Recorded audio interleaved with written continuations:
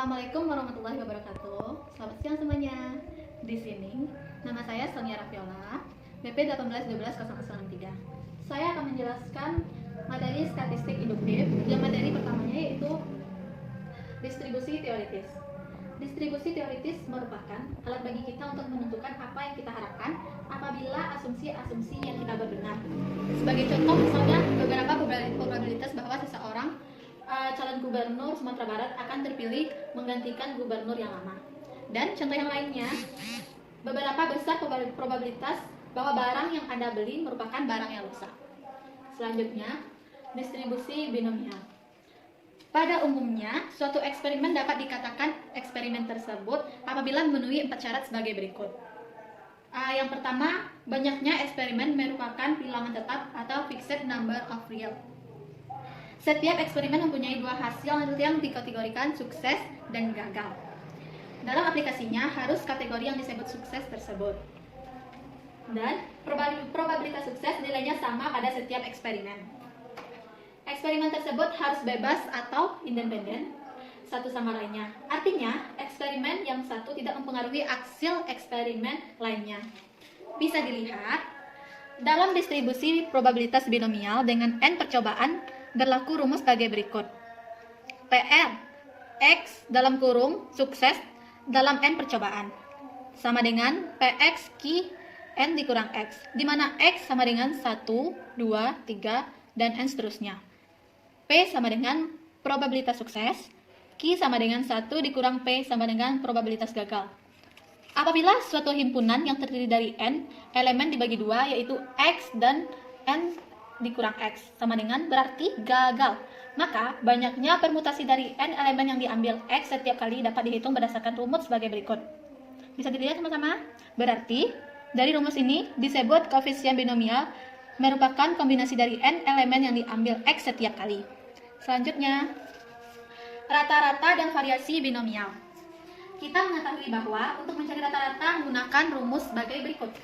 Bisa dilihat semuanya, di mana X 1, 2, 3, dan n seterusnya. Dan sedangkan untuk menentukan variasi dari distribusi binomial, kita menggunakan rumus yang ini. Var X sama dengan E X dikurang EX kuadrat. Dan jadi variasi dari distribusi binomial adalah NPQ. Dengan demikian, dapat disimpulkan bahwa untuk variabel X yang mengikuti distribusi binomial berlaku rumus sebagai berikut. Dilihat, berarti yang ini. Oke, selanjutnya, distribusi Poisson. Distribusi Poisson yaitu pengembangan suatu bentuk distribusi yang mampu mengalkulasikan distribusi probabilitas dengan kemungkinan sukses atau P sangat kecil dan jumlah eksperimen N sangat besar. Distribusi ini biasanya digunakan untuk menghitung probabilitas suatu kejadian dalam selang waktu daerah tertentu. Sebagai contoh, banyaknya jaring telepon dalam jam di suatu kantor, atau banyaknya kesalahan ketik dalam satu halaman laporan, banyaknya bakteri dalam air, dan banyaknya presiden meninggalkan kecelakaan lalu lintas. Dari pernyataan di atas dapat disimpulkan bahwa rumus distribusi Poisson yang ini. Dan selanjutnya distribusi multinominal. Dalam distribusi multinominal, sebuah percobaan akan menghasilkan beberapa kejadian lebih dari 2 yang saling meniadakan atau saling lepas dan multi eksklusif. Selanjutnya distribusi normal. Distribusi normal merupakan distribusi kontinu yang mensyaratkan variabel diukur harus kontinu. Misalnya, tinggi badan, berat badan, IQ seseorang, curah hujan, isi botol kalau Coca-Cola, hasil ujian, dan sebagainya. Distribusi normal baku atau standar. Untuk distribusi normal baku menjadi distribusi standar dengan cara mengurangi nilai-nilai variabel X dengan rata-rata, membagi dengan standar deviasi sehingga diperoleh variabel baru atau Z. Distribusi tersebut rumusnya yaitu Z sama dengan X dikurang U per 0.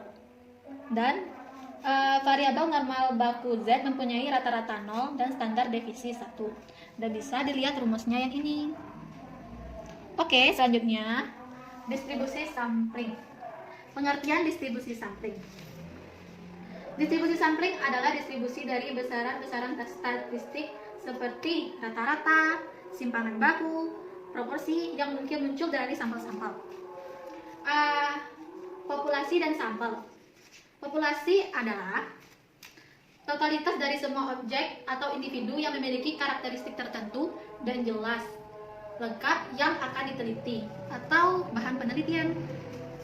Dan sampel tersebut adalah bagian dari populasi yang diambil melalui cara-cara tertentu yang juga memiliki karakteristik tertentu, jelas, dan lengkap bisa mewakili populasi lainnya. Selanjutnya, metode sampling adalah cara pengumpulan data yang sebagai elemen populasinya atau karakteristik yang ada, dan alasan dipilih sampling antara lain: satu, objek penelitiannya homogen. Yang kedua, objek penelitiannya yang mudah rusak. Selanjutnya, penghematan biaya dan waktu, dan masalah ketelitian. Jenis-jenis contoh kasusnya yaitu seorang engineer ingin melakukan pengujian hipotesis terhadap mesin yang ditawarkan oleh vendor mesin. Engineer tersebut kemudian mengumpulkan data sebagai berikut. Bisa lihat di sini. Mesin baru menghasilkan produksi rata-rata 550 unit per jam dalam waktu percobaan adalah 8 jam produksi dengan simpangan bakunya adalah 25 unit. Sedangkan mesin lama berhasil memproduksi rata-rata 500 unit dalam waktu percobaannya adalah 8 jam dengan simpangan bakunya yaitu 20 unit. Apakah mesin baru lebih baik dari mesin lama? Dan di sini penyelesaiannya langkah 1. Formulasi H0 dan H1. H0 sama dengan U1 sama dengan U2. A1 dibagi U1 besar U2. Langkah 2. Tentukan taraf nyata atau A atau level signifikan. A sama dengan 0,05 atau 5%. Langkah 3. Tentukan nilai kritis atau nilai tabel T. ADF sama dengan N1 ditambah N2 dikurang T. DF sama dengan 8 ditambah 8 dikurang 2. Hasilnya DF sama dengan 14. T tabel sama dengan 2145. Selanjutnya, karena uji kompetensi ini adalah membandingkan 2 sampel, maka ujian hipotesis yang digunakan adalah 2 sampel tesis.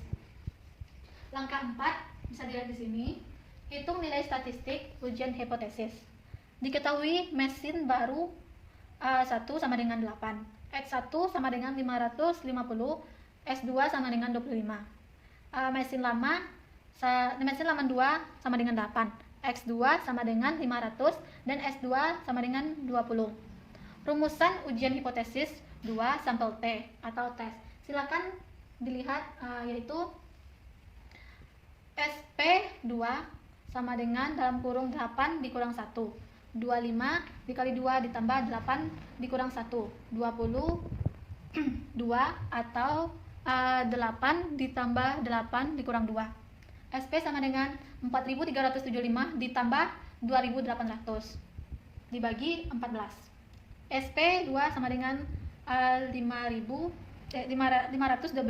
dibagi 5. Akar dari 512 dibagi 5 yaitu SP 22,63. Jadi T-nya di sini yaitu 550 dikurang 500 dikurang 0 dibagi 22,6 akar dari 8. Jadi 1/8 ditambah 1/8 tutup kurung, dan T sama dengan 4418. Selanjutnya langkah 5 pengambilan keputusan. Dari T tadi 4438 berarti besar dari 2145, berarti tolak H0. Dan dapat disimpulkan bahwa berdasarkan pengujian hipotesis tersebut, mesin baru lebih baik daripada mesin lama. Baiklah, sampai di sini dulu video saya. Maaf jika ada salah kata dan yang tidak bisa dimengerti. Saya ucapkan assalamualaikum warahmatullahi wabarakatuh.